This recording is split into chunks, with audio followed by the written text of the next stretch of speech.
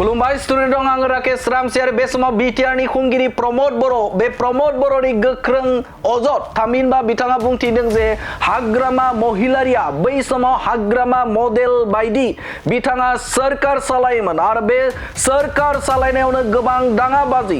दाङाबाजि जादोंमोन हारि माहारिनि गेजेराव बुथार गुलुंलायनाय थैलायनाय जाथाय जादोंमोन गोथां थैनि बारा बोहैदोंमोन बै समाव हाग्रामा महिलारि थानाय समावनो बे जाथायफोरा जादोंमोन होननानै गोख्रों बाथ्रा बुंथिदों बिथां बिटिआर नि खुंगिरि प्रमद बर' बिथाङा বিপিএফ মডেল আছিলে সেই সময়ত হত্যা হিংসা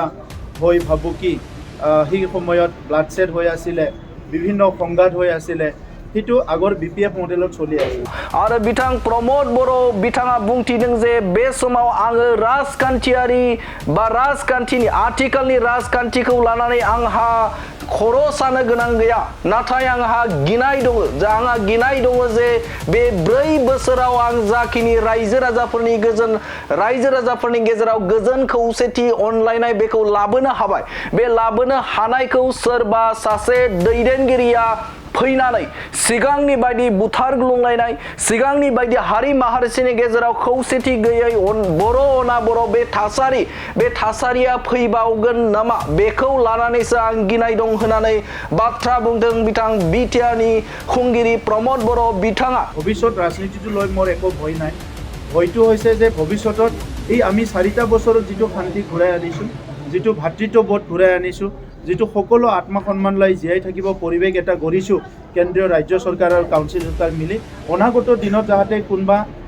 অশান্তিপ্ৰিয় মানুহ আহি এই শান্তিটো যাতে নষ্ট নকৰে ইটোৰ কাৰণেহে মই কাম কৰি আছোঁ नोंथांमोना मिथिगौ जे बा नोंथांमोना गोसोआव दं जानो हागौ जे सिगांनि सानाव थामहिनबा 12 बोसोर सिगाङाव गोबां हारि माहारिसाफोरनि गेजेराव दाङाबाजि बुलाय सुलाय आरो गावथारलाय गोबां बेफोरबायदिनो जाथाय जानानै थांदोंमोन नोंथांमोनाबो बै समनि बाथ्राखौ गोसोआव दङ आरो बे बाथ्राखौनो लानानै बिटिआर नि खुंगिरि प्रमद बर'आ बिथाङा बुंथिदों जे आथिखालनि जे 4 बोसोराव बे समाव रायजो राजाफोरनि गेजेराव गोजोन खौसेथि लाबोनो हाबाय बे समाव बैफोरबायदि थासारिया आथिखालाव गैला दा बेफोरखौ नोजोर बोनानै बिथां बिटिआर नि खुंगिरि प्रमद बर' बिथाङा बुंथिदों जे आं राजखान्थिखौ लानानै बे समाव गिनाय गैया नाथाय बे समाव गिनाय दङ जे आङो जे फैगौ बोसोरफोराव थामहिनबा जाय बिथांमोना बिटिसि खौ बे समाव फैबाय थानाय समाव बिबान लागोन बे दैदेनगिरिफोरा सिगांनि बायदि थासारि खालामफिनगोन नामा बेखौ लानानैसो आं गिनाय दं होननानै गोख्रों बाथ्रा बुंथिदों बिटिआर नि खुंगिरि प्रमद बर' बिथाङा আমি এতিয়ালৈকে আহি থকা বিটিআৰ নিৰ্বাচনক লৈ আপোনালোকক মই বিতংভাৱে ক'ব পৰা তেনেকুৱা সিদ্ধান্ত একো লোৱা নাই কাৰণ আমাৰ হাতত আৰু সময় আছে আমি এতিয়া যিখিনি কাম কৰি আছোঁ এই কামখিনিটো খুব ভালকৈ লৈ যাবৰ কাৰণে চেষ্টা কৰিছোঁ ডাঙৰ কথা মই ক'ব বিচাৰিছোঁ যে আগৰ চৰকাৰখনে যিটো এটা লিগেচি যিটো বিপিএফ মডেল আছিলে সেই সময়ত হত্যা হিংসা হৈ ভাবুকি সেই সময়ত ব্লাডশেড হৈ আছিলে বিভিন্ন সংঘাত হৈ আছিলে সেইটো আগৰ বিপিএফ মডেলত চলি আছিলে তাত কোনো শান্তি আৰু নিৰাপত্তা বুলি একো নাছিলে আৰু উন্নয়নৰ নামত 3000 কোটি টকাৰ ধাৰ কৰি থৈ গৈছে লাইবিলিটিজ গতিকে আজি ইউপিপিএল বিজেপি কাউন্সিলৰ যিটো মডেল চলি আছে সেইটো শান্তি সম্প্ৰীতি নিৰাপত্তা সমন্বয় আৰু এটা নতুন এটা সুশাসন লৈ পেলাই আগবাঢ়ি যোৱাৰ এটা পৰিৱেশ গঢ়া হৈছে আৰু মোৰ ভৱিষ্যত ৰাজনীতিটো লৈ মোৰ একো ভয় নাই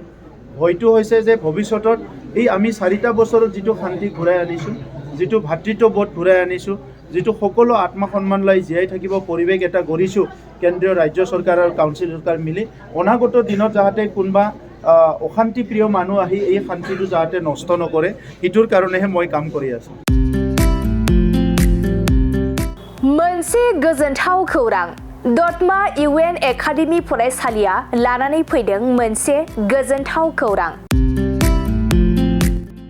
नंगौ दतमा इउएन एकाडेमि फरायसालिया लानानै फैदों बेसेन नाङै मुं थिसननाय दतमा इउएन एकाडेमि फरायसालिया 2025-26 सोलोंथाइ बोसोरनि थाखाय केजि 1 निफ्राय थाखो 8 सिमनि थाखाय बेसेन नाङै मुं थिसननाय होगासिनो दं आरो बिथराय आरो फाइलिनि थाखाय फर्म बिलाइनाय आरो मुं थिसननायाबो सोलिगासिनो दं।